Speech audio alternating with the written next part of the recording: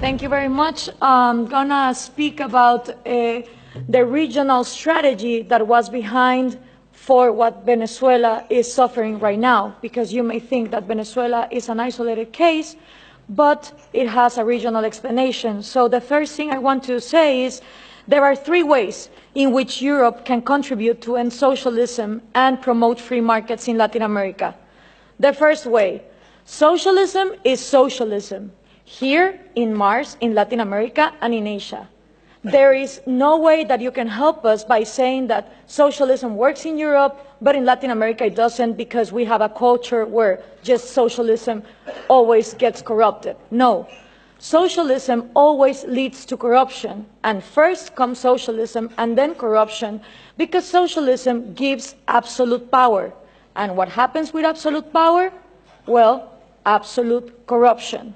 So what we need to understand is that socialism means the control of all the production by a small group in government.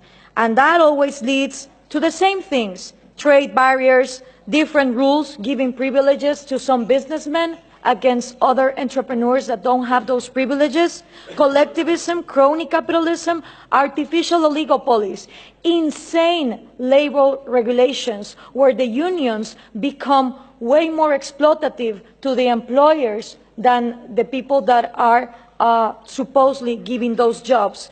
So we need to understand that instead of having the discussion of inequality about material goods, we need to start talking about equality under the law. If we are not all equal under the law, then the disasters of Venezuela happen. So what we need from Europe is that speech of understanding that socialism doesn't work. It didn't work in the Soviet Union, it didn't work in China, it didn't work in North Korea, it didn't work in Cuba, doesn't work in Venezuela, it wouldn't work in Mars. Because the way it is structured goes against human nature. It depends on humans not having rational behaviors for their own well-being. So that's the first thing. The second one that we need from Europe is the message that Scandinavia is not socialist. It is insane that these dictators like Hugo Chavez, Nicolás Maduro, Rafael Correa, Mujica, Lula da Silva, the Kirchners, they all portray Norway, Finland, Denmark, Sweden as the socialist paradise. And the worst thing of all is that if you ask 10 Latin American young people if Scandinavia is socialist, 9 of them will say you yes. And there are a lot of things that we should copy from Scandinavia, but socialism is not one of them. Scandinavia is always ranking on the top of the Index of Economic Freedom and Human Liberty that the Cato Institute is now measuring. So if there's one thing that we should copy from Scandinavia is property rights. It would be absolutely out of this planet to think that a Swedish major will wake up one morning and say, expropriate, nationalize your house. That just doesn't happen. So it is absolutely absurd that countries in Latin America that are in the low ranking of economic freedom portray Scandinavia as examples of socialism. But you know why this happens? Because the mixing of information also comes from Europe. Why? Because there's also this obsession with giving us aid instead of giving us trade. And the thing with foreign aid coming from Europe is that it finances the Marxist ideas, the NGOs that are against free market and that are against property rights. Let me give you an example. Most of people in Finland and Norway have no idea that their taxes they pay go to foreign aid for a Guatemalan NGO that is led by an indigenous Marxist leader, Bernardo Caal, who uses that money to be against hydroelectric power.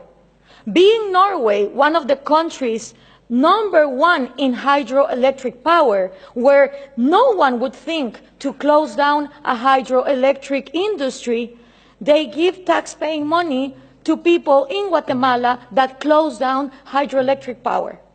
So if we are obsessed with this foreign aid given to Marxist leaders that are against property rights, free market, and the Western way of life, then we're not gonna be able to prosper. And according to trade, the European Union is fixated that they should trade with Latin America in regions, in blocks. Well, that is just not possible, because the region that I come from, which is Central America, the 5 smallest countries of all our region, Guatemala, El Salvador, Nicaragua, Honduras, and Costa Rica, right now, 2 of them, Nicaragua and El Salvador, are ruled by socialism of the 21st century. So how can I negotiate as a bloc when I have 2 countries that are not willing to open to free trade? And for these 3 ways to work, you need to understand something about Latin America. I had 2 slides, 2 pictures, if we could put them on, please. The first thing is Latin America has always been ruled by dictators. Then Fidel Castro comes in, and he is successful in making a Marxist guerrilla. In the moment that Castro comes in and he makes a Marxist guerrilla, all the countries in Latin America start copying and pasting that model. You had Marxist guerrillas everywhere, Guatemala, Nicaragua, Peru, trying to do the same thing as Castro, financed by the Soviet Union and with the intelligence of Cuba. 1989 comes, the Soviet Union collapses, and the left Marxist wing of Latin America, the socialist sectors, they are in trouble, because now they don't have the money of the Soviet Union to keep on going with these violent guerrillas, but they still want to come to power. So what do? Well, Fidel Castro gathers together with Lula da Silva, and they form the first Forum of Sao Paulo. The Sao Paulo Forum is a parliament that every year gathers together to further on the socialist agenda. And they start working on 1990. In 1998, they put their first president, Hugo Chavez. And that was a relief for Cuba, because the money that the Soviet Union was lacking to give, the oil of Venezuela started giving. And now that the oil prices are coming down, they are hoping for Colombia to advance on the agenda to give FARC, the Marxist guerrilla drug dealer of Latin America, places in power. If this happens, we're going to have the first narco-socialist government, which will mean that the money of drugs, it's infinite. It doesn't depend on the market like oil, and then you have another socialism of maybe the 22nd century. So what we need to understand is this regional strategy is not only put in place in Venezuela, it has been put in place and tested in Brazil, Argentina, Chile, Uruguay, Nicaragua, El Salvador. And the places where they haven't governed, they have people who are waiting to come to power. When we understand this, we also understand that when the Berlin Wall fell, and communism was a thing of the past, in Latin America, we voted for the so-called neoliberal governments, the right-wing presidents that were going to open the market. These people gathered together in the Washington Consensus, and they promised that they would give us free market.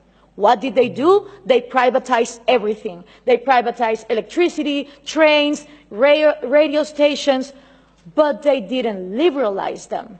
They gave them as oligopolies and monopolies to their peers, and this created crony capitalism. But for most of the population, the one to blame was free market. I don't know if we can now put the picture, please. For the people, what is needed to be blamed is free market, when free market has never existed in Latin America. So it's always blaming the government, but expecting more government to come in and solve the problem, like this picture shows here. So what happened then? People started voting for socialism of the 21st century because they were going to, fix the mess that this crony capitalists did in the 90s. Venezuela was going to be the promised land. Caracas was going to be the New York City of Latin America. So what happened?